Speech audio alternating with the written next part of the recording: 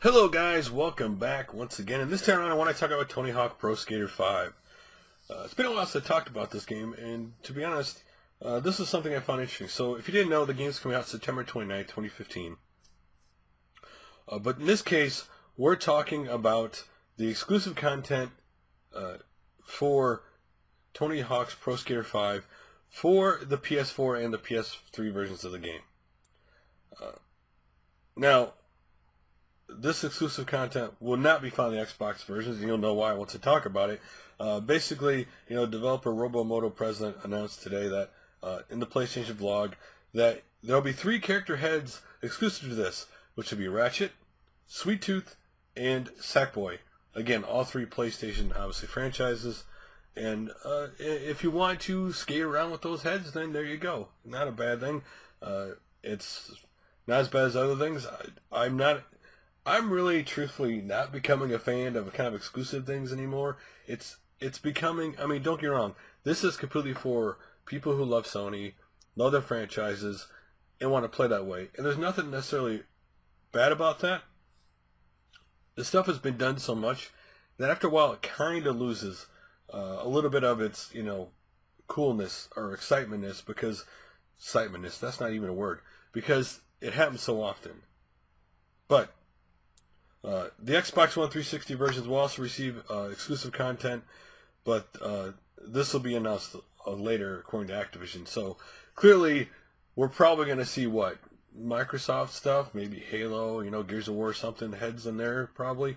I get Robomoto. They're trying to build some kind of excitement for Sir Tony Pro Skater 5, because to be honest, last couple games have just not met expectation. Pro Skater just didn't. Tony Hawk games recently just didn't reach what people wanted in the games.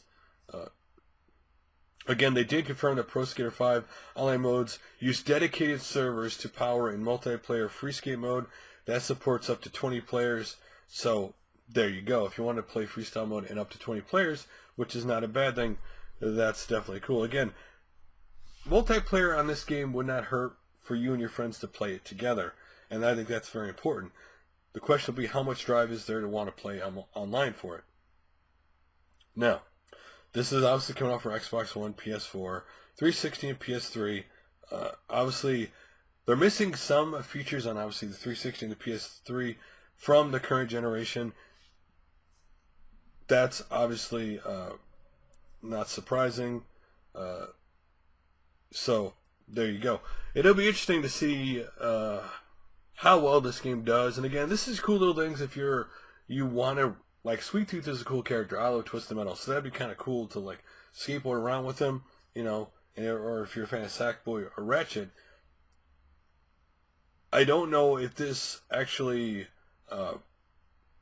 will actually increase the sales of the game any, though it is cool for people who are already going to get the game. I know there's a good amount of people who still are hoping for a good Tony Hawk skating game, and because this has Pro Skater on it, and they remember playing 1 or 2 and they're loving it, they'll definitely try this game, and I really do hope this game lives up to expectations. One of the reasons why the other Tony Hawk games in recent years have not done well is they just didn't reach what fans wanted. They seem to think, hey, they're not anything new to the game, they're not any things I want to do to it, and I'll go play 1 or 2 until you finally make a game I want to play. So hopefully this game lives up to that. Again, these characters are cool if you want to create, character heads to create a custom skater, which of course, one thing I hope this game better have, almost like the wrestling games, better have cool customability, better be able to create the skater you want to create in very high detail or whatever you want to put on it. That would help people think it's cool, and of course, the gameplay is the most important thing, right? So what do you think about these custom heads? Do you think would it make you buy the game because of it, or you're like, that's a cool addition, but I'm gonna buy the game anyway? In my boat, it's, if I was gonna buy the game, and I definitely want to check it out, but if I'm gonna buy the game, it's a cool addition for me. It's not something, wow, that's gonna make me buy the game. Now, if we had gone back, say, PlayStation 1 era, maybe I would have back then, because this stuff had happened. But this stuff happens so often that sometimes you just kind of want, hey, I just want the game and nothing else. But I understand Robomoto is trying to get people's attention with this game. They're trying to sell it. They're trying to move past the last couple games. They do very well, and clearly that's what they're trying to do anyway.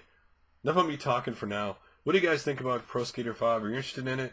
Are you interested in these heads? What are you hoping in the game? The real question is, what would drive you to buy a Pro Skater game or a Tony Hawk game now? Because I think that seems to be the missing question.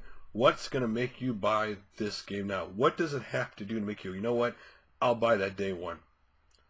That's the question that Robomoto and Activision has to answer if they ever want fans to get back on board with it. Anyway, thanks for watching like always, guys, and I'll make another video soon. Later.